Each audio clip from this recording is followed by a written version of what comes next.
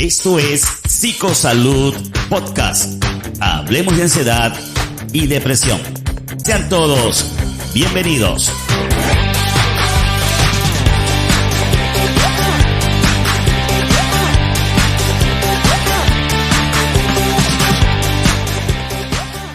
Saludos, estimados amigos, bienvenidos a un nuevo episodio de su podcast de Psicosalud Podcast. Hoy estamos nuevamente, su servidor, Leonardo Gómez, y nuestra amiga Yosune Muñoz, para traerles un nuevo tema de mucho interés para toda nuestra audiencia. Pero hoy es un episodio especial, porque siendo este podcast hecho exclusivamente para la comunidad de Holos y Lotus en la plataforma de Hype, hoy queremos compartir este episodio como una contribución a lo que hace la comunidad de Mundo Autismo dentro de la plataforma y apoyar pues todo este trabajo, aparte que ahora mismo se encuentran dentro de la celebración y la dinámica que están desarrollando en función de este mismo tema sobre el autismo.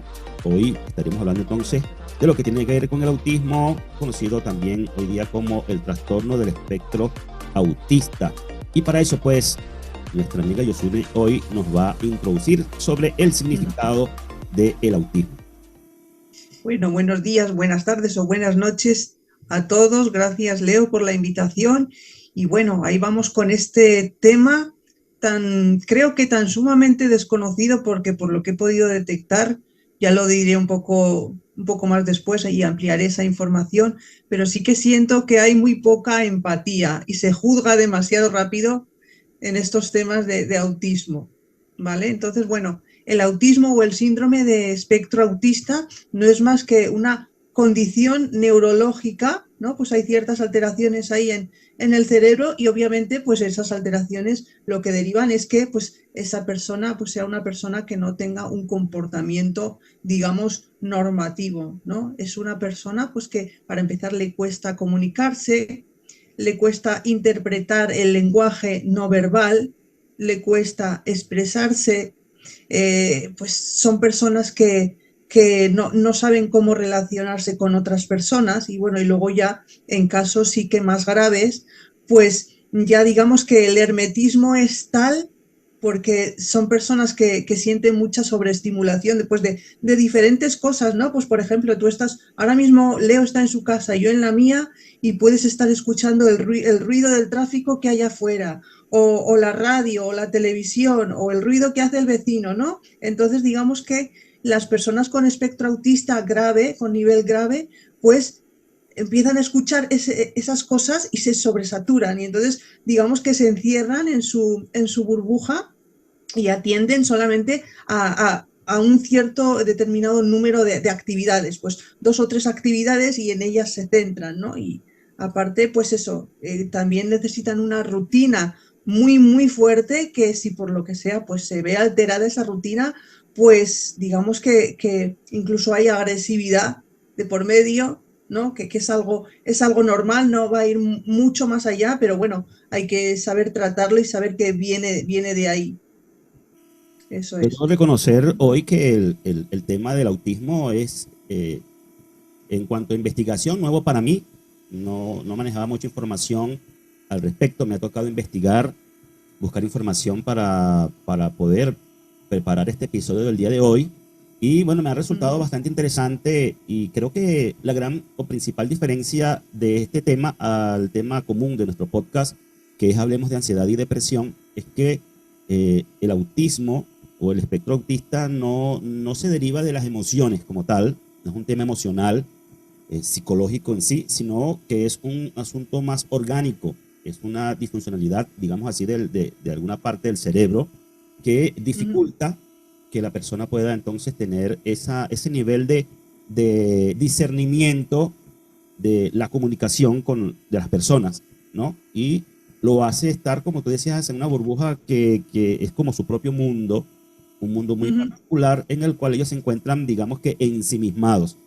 Creo que la persona está allí viviendo un mundo que es muy distinto al común denominador de quienes le rodean, y hay esos factores comunes que identifican a estas personas, que son esos rasgos, ¿no? Que se hacen muy repetitivos sobre todo en ellos. Una de las cosas que me llamó la atención es que, según tengo entendido, las personas con algún tipo de autismo tienden a tener una rutina repetitiva de hacer las cosas, y cuando se trata, por ejemplo, en el caso de niños, por ejemplo, rutas que hacen, por ejemplo, dentro de la casa, rodeando los muebles, objetos, o Mm, movimientos que hacen con su cuerpo, etcétera, cosas que hacen sí. al momento de jugar, por ejemplo, lo que hacen, lo hacen siempre de la misma manera, repiten el mismo ciclo, Ujú. y si le rompes esa rutina que ellos hacen, pues entran en un estallido de rabia, se molestan, hacen una pataleta, como dicen, Sí. y Ujú. que le estás como, no sé, interfiriendo en ese mundo interno que ellos tienen, no sé.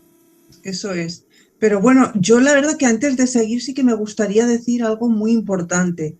Y es que, bueno, al final la vida evoluciona, ¿no? Y obviamente la medicina también evoluciona muy rápido y cada vez tenemos más información Claro. y cada vez se diagnostican más casos.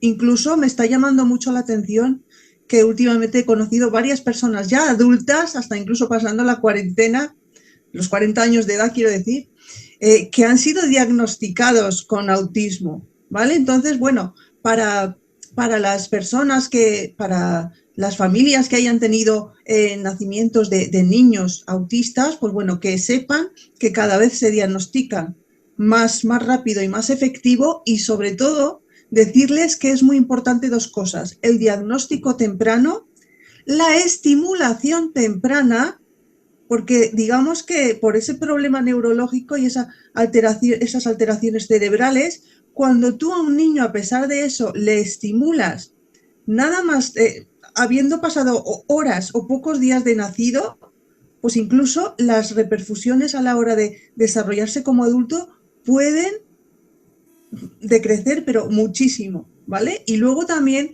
hay otra cosa que es el tema de la neurociencia. La neurociencia es una ciencia médica bastante joven que se centra en la investigación del cerebro, un gran desconocido para todos nosotros porque bastante poco se conoce todavía, pero Sí. gracias a la neurociencia se están haciendo muchos descubrimientos, ya no solo para el autismo, sino en general para el cerebro, que nos van a ayudar muchísimo y, por supuesto, en este caso concreto, pues mucho más. El Entonces, hecho bueno, de que para ahora, dar un halo de esperanza ahí. así es, así es. Iba a decir que el hecho de que ahora se estén conociendo como mayor cantidad de diagnósticos con relación al autismo, sus variantes, pues ha hecho pensar para algunos que es como una enfermedad nueva o como una condición nueva. Entonces, realmente no es que no había autismo antes en los niveles en los que se conocen hoy, sino que lo que no había era la información suficiente y el completo conocimiento para el diagnóstico. Y ahora es que se puede Mm, entonces diagnosticar con más seguridad, y por eso es que muchas personas están apareciendo diagnosticadas con autismo, y pues no es algo nuevo en realidad. No es una cosa del siglo XXI que acaba de aparecer como una pandemia. No, sino sí, que es sí, algo sí, que realmente, como tú dijiste, la ciencia ha sí, ido avanzando, evolucionando, y hoy se puede manejar mucho mejor el tema para el diagnóstico, pero lo mejor de todo es que se puede manejar mucho mejor también el tema para la evolución dentro de la condición y la mejoría de las personas con estas condiciones. Por cierto, creo que hay ciertos sí. niveles o grados con relación al autismo, ¿no? Claro, claro. Por eso, digamos que así como que últimamente se corrigió, ¿no?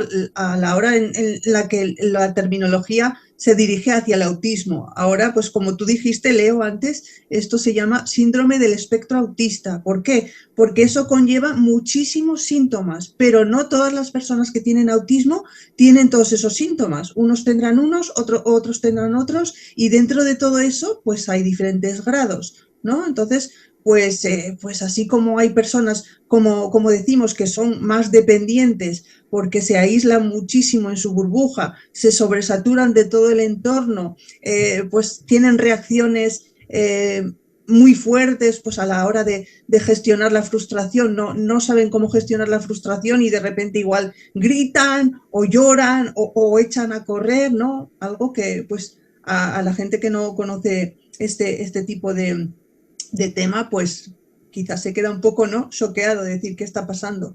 Pero, pues tú te puedes encontrar así como eso, personas más dependientes y con un grado de autismo más fuerte, pues personas que aparentemente tú puedes hablar con ellas y decir, oye, pues esta es una persona normal y aparentemente yo no detecto en ella que tenga algún problema, pero sí, pues eso, son personas que también, sobre todo en estos casos menos graves, pero no le vamos a quitar el valor de gravedad, que sigue siendo también grave, ¿vale? Porque son personas que tienen que hacer doble esfuerzo para todo, doble esfuerzo para aprender cómo comunicarse con otros, doble esfuerzo para aprender el lenguaje verbal. ¿Qué significa que te guiñen un ojo, que te den la mano? O sea, no, ellos no lo saben, lo tienen que aprender y ganarse dentro de su cabeza, de sus archivos de información, todos esos detalles para tenerlos ahí en su cabeza y cuando se den esas situaciones, pues saber, vale, la mano significa saludo, que me ha guiñado el ojo el del supermercado, pues será que le gusto, ¿no? Eso, pues todo ese tipo de información, ¿no? Sí, porque el problema está un Eso poquito es. en la parte de la interpretación del lenguaje, tanto verbal como corporal, para las personas con esta condición, como es bastante difícil lograr interpretar. De hecho, hoy día no se habla de este tipo de personas con estas condiciones como personas anormales, sino como personas especiales, ¿no? Y realmente, pues hoy para muchos son considerados como ángeles, como seres especiales enviados a una casa, a una familia, a un hogar, de alguna manera traer algún tipo de luz dentro del contexto de la humanidad en su conjunto, ¿no? En términos generales. Es decir, trato de decir que en lugar de verse como algo negativo, como algo para entristecerse, es algo más bien para valorar y para buscarle un sentido positivo a todo esto. Hay algunos casos Claro. de personas incluso famosas y creo que hoy, pues, una de las cosas más importantes que queremos compartir es un poco acerca de testimonios de personas que han vivido toda su vida con esta situación, con esta condición y muchos cómo los han desarrollado de manera muy especial. Ahora quisiera que nos detalláramos un poquito, Yosune, de más o menos, por lo menos de lo que se conoce como el Asperger, que se comenta mucho, por ejemplo, en los medios de comunicación, la diferencia entre los grados. Sí, claro, pues eso como ahora en este momento, como mencionamos al principio, ya no se distinguen, aunque obviamente existen grados, pero por ejemplo el síndrome de Asperger, que es el más bajito, digámoslo así, ¿no? Pues digamos que no se agrupa, no se hace ese tipo de clasificación, ¿no? De esto es autismo, los casos graves son autismo y los menos graves no lo son. Sí, Sino que, bueno, de lo que se diferencia es que pues, las personas con síndrome de Asperger pues, pueden llegar a ser independientes, ¿no? Pues con la correspondiente ayuda y apoyo, como decíamos antes, ¿no? Pues de darles esa información que necesitan y que piden y ser empáticos y, bueno, y cuando ves ciertas reacciones de ellos, pues no juzgarles y, oye, y preguntarles, oye, ¿y por qué razón haces eso? O esto otro, o cómo te puedo ayudar, ¿no? Y entonces, pues darles ese espacio de confianza plena para que se puedan abrir y pues te puedan decir qué les está pasando y tú, desde tu punto de vista, pues cómo les puedes ayudar. claro, yo creo ¿Eh? también que ese tipo de ayuda depende mucho también del grado de autismo que la persona tenga, porque según tengo entendido, hay desde ese nivel de Asperger que son personas como con un autismo más leve a unos niveles ya, unos grados más elevados que hacen que la Sí, persona inclusive siendo adulta no pueda valerse por sí misma. sí. Algunos inclusive tienen una gran capacidad intelectual, por ejemplo, para recordar cosas, hay inclusive como especie de genios que tienen este Mm, tipo de condición, pero hay otros que, al contrario, tienen muy fuertes limitaciones cognitivas.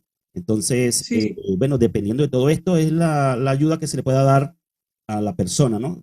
El nivel que tengan Ujú, para comprender y recibir esa ayuda que la persona le está brindando. sí, Pero creo que en todos los eso casos, es. Ujú, hoy día hay mucha metodología para ayudarles. ujú. Casos conocidos, ¿conoces algún caso eh, Sí, sí, sí. cercano? Además, cuando me comentaste este tema, pues empecé a pensar y hasta me he dado cuenta incluso de casos que no había reparado en ese momento. Y el primero que me viene a la cabeza es de un chico que conocí cuando yo estudiaba formación profesional, administrativo comercial, pues yo llegué ahí en el tercer curso, porque venía de hacer otro tipo de formación, y entonces pues había un chico pues con gafas y tal, y era la burla de la clase. ¿Ves lo que pasa? Lo que pasa que las personas ante lo desconocido pues muchas veces se burlan, ¿vale? Porque esto no son, claro, eso es, no son ni tan siquiera niños, que bueno, los niños igual pues les falta mucho por aprender, o sea, ya éramos todos ahí personas adultas, pues bueno, de Sí. ese chico se burlaban, ¿no? Y era pues de los típicos pues que se notaba enseguida que no sabía cómo expresarse, no sabía seguir una conversación, no sabía exponer sus ideas, ¿no? Y yo pensaba, digo, ¿este chico que tendrá alguna discapacidad intelectual? Error, que esto también se suele confundir bastante. Este chico no tenía ninguna discapacidad intelectual porque él, como ha dicho Leo antes, en los casos de autismo menos graves, de síndrome de Asperger, que sería este caso, pues siempre desarrollan una genialidad. Y para este chico su genialidad eran los números. O sea, estamos en cálculo mercantil, en contabilidad, matemáticas, lo que fuera. El profesor en cuestión planteaba un problema dificilísimo y él al minuto ya lo había resuelto. Claro, entonces nos quedábamos como, madre mía, pero qué pasada. Nadie conseguía hacerlo y él en un minuto ya estaba. Claro, luego venía el problema que le decías, se llamaba Juan, entonces le decías, Juan, ¿me dejas tus apuntes para ver a ver si entiendo el problema? Claro, ahí venía el problema y es que era súper desorganizado, empezaba a escribir arriba del folio, luego abajo, luego a la izquierda, luego arriba, luego, claro, entonces veías sus apuntes y lo que te generaba era caos mental, ¿no? Pero eso, ese era el primer caso, digamos, que conoció de síndrome de Asperger. Y luego también he conocido otro caso, este es más reciente, que es el informático que vino a casa cuando le llamé, porque, bueno, estas cosas de la informática, pues oye, de vez en cuando uno necesita ayudita. Así que nada, aquí que se presentó y lo que sí que me di cuenta, nada más abrir la puerta, que era sumamente despistado y noté, claro que yo tengo la tendencia de dar mucha información sin parar, ¿vale? Información sin parar. Entonces, ¿qué pasó? Que yo sentía que no me entendía. Y luego, pues era muy despistado porque, por ejemplo, yo llego aquí a la habitación y hay una lámpara pues bastante larga que cuelga y él era bastante alto. Entonces, en el primer momento le dije, cuidado con la lámpara que te vas a dar. Pues aún se dio. Y le tuve que decir otras 6 o 7 veces mientras estuvo aquí, cuidado con la lámpara. Y se dio 6 o 7 veces con la lámpara. ¿Vale? Entonces, bueno, como yo percibía algo, pero no sabía el qué, pues nada, le fui preguntando y esta persona pues se fue abriendo y me dijo pues que él tenía síndrome de Asperger y que tenía 3 hijos, por eso que el tema del autismo puede ser genético, también puede tener origen genético. Me dijo que tenía 3 hijos y de esos 3 hijos, 2 de ellos habían desarrollado síndrome de Asperger.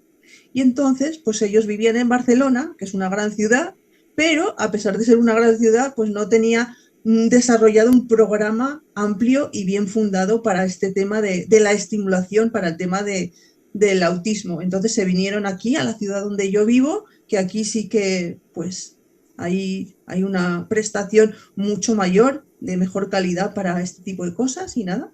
Y estaba por aquí.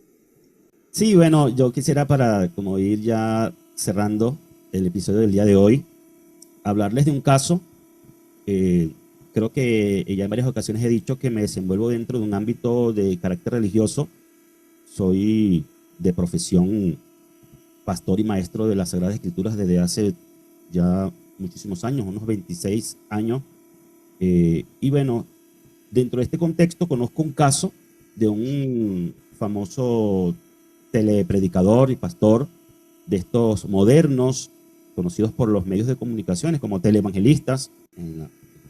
Si puedo compartirle aquí en pantalla el video sobre este testimonio o parte del testimonio que tenemos aquí en video. Se llama Dante Gebel, es de Argentina, es un argentino y vamos a escuchar qué nos dice por acá en una entrevista. Yo sufro de un autismo leve. Así empiezo la conferencia confesando que yo tengo síndrome de Asperger. Y el síndrome de Asperger es un autismo de alto funcionamiento. Yo tuve que aprender a mirar a los ojos, a leer las emociones. Todo lo tuve que aprender. Un Asperger le cuesta comunicarse. Yo me dedico a la comunicación.